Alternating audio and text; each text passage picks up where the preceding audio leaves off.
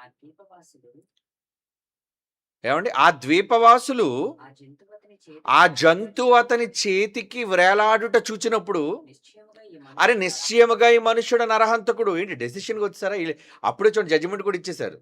ఎవరట? ఈ మనుష్యుడు ఎవడట?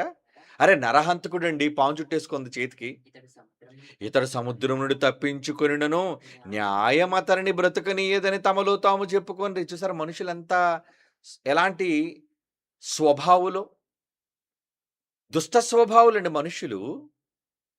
చాలా నీచ స్వభావులండి మనుషులు. ఎలాంటి వాళ్ళంటే ఏం మాట్లాడారు? ఈ మనుష్యుడు నరహంతకుడు. నువ్వెవరు డిసైడ్ చేయడానికి? అతను నరహంతకుడా? అతను చంపడం నువ్వు చూసావా? అంటే మనుష్యుల తాలూకా తొందరపాటుతనం చూసారా? ఎప్పుడు మాట్లాడడానికి మనుష్యుడు చాలా తొందరపడతాడు. నరహంతకుడని డిసైడ్ చేసేసారు. మరి ఇంతలో పౌలు గారు ఏం చేశారు?